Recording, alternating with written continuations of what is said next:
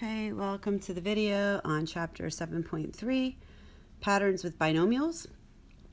And for our first example, it says find the product of 2x plus 6 squared.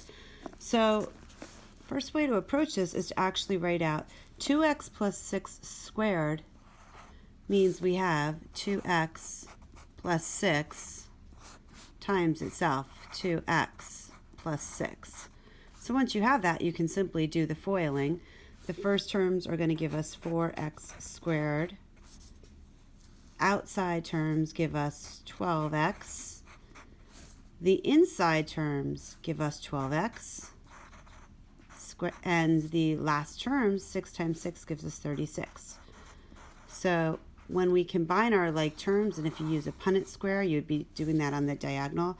Our final answer is 4x squared plus 24x plus 36. It's kind of interesting because there's actually a pattern going on here. And we'll see if we can find it in the next one. The next one says x plus 7 squared, which means x plus 7 times x plus 7. So again, that's going to give me x squared plus 7x for the outsides, 7x for the insides, and 49 for the last, which simplifies to x squared plus 14x plus 49. So take a moment, put the video on pause, and try number 2 by yourself. A little challenging, but give it a try. Okay, now that you're back, you can see I'm going to do the same thing. I'm just writing it out.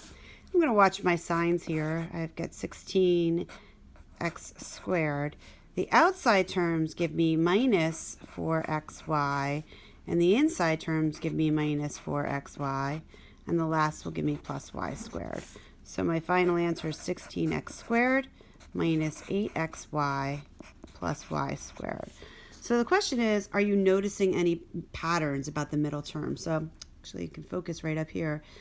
What hopefully you notice is this inside term is always, it's from multiplying the outsides and the insides. You end up getting 7x and 7x, and when you add it, you get 14x. But the middle term is kind of, if you take a look at what's happening here, if you multiply x times 7 and you double it, you'd get to 14x. Same thing would happen up here. If I multiply my outsides and my insides, I get 12x and 12x. So if you take a look at what could happen, if you multiply 2x times 6, you'd get 12x. And if you double it, you'd get right to that middle term. So this is actually the square of a binomial pattern. And you would notice that the middle term is really double the product of the first term and the last terms of the binomial. So every time this happens, a plus b squared, when you get to this middle term, it's really like you're just multiplying a and b and doubling it. If it was subtraction, it would be the same thing. You're multiplying a and b and you're doubling it, but since it was a minus, it's a minus. So technically what's happening is we're getting the square of a binomial pattern. If you start to notice that and can use it, like I can make one up here, x plus, I don't know, let's do x plus 8 squared. Well, there's going to be an x squared, and to get that middle term, I multiply 8 times x, which is 8x, and double it and get 16x. And then at the end, I would be doing 8 times 8, which gets me to 64. So if you see the pattern and start to like it, great. If not, you can always FOIL it out. No problem at all. The second pattern that we look at, it says find the product. And it's a little different because instead of a plus 8 times a plus 8, I get a plus 8 times a minus 8. So again, when I FOIL it, I get a squared. Outside terms give me minus 8a. Inside terms give me plus 8a. And the last terms, 8 times negative 8, give me minus 64. Well, if you notice these terms here, what happens with them is they cancel out, and I'm simply left with a squared minus 64. So what do you notice when you're multiplying these type of binomials? The middle terms cancel out. And that will always happen when you have a pattern like this. So if you take a look at our next example, 4x plus y times 4x minus y, when I FOIL it, I get 16x squared. The outside terms give me minus 4xy, and the inside terms give me plus 4xy.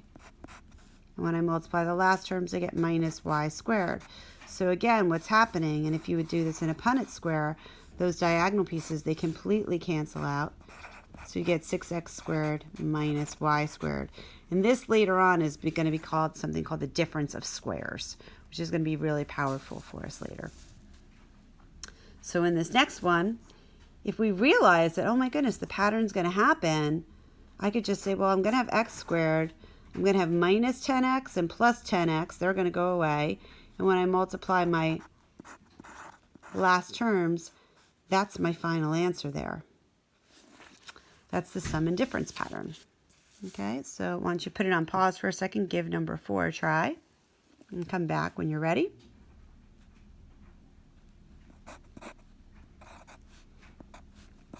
So what happens if you actually had FOILed this whole thing out? Your middle terms cancel out, and some of you will start to realize that. So really what happens is you end up multiplying x times x. The outside and inside cancel out, so I'm not going to bother to do that. And when I multiply my last, I get minus 9y squared. So later on, this is going to be known as a difference for subtraction of squares. These are both squared numbers. So it's called the sum and difference pattern. And you notice when you're FOILing, the middle terms are actually going to cancel out each other. They're opposites to each other. And if you like the pattern, you can start to use that. So here's what it would look like. You basically have the first and second term are the same, but one is a plus sign and one is a minus. So those middle terms go away, and you just end up with a difference of 2 different squares. Here's an example. If you understand that pattern, this can become really powerful.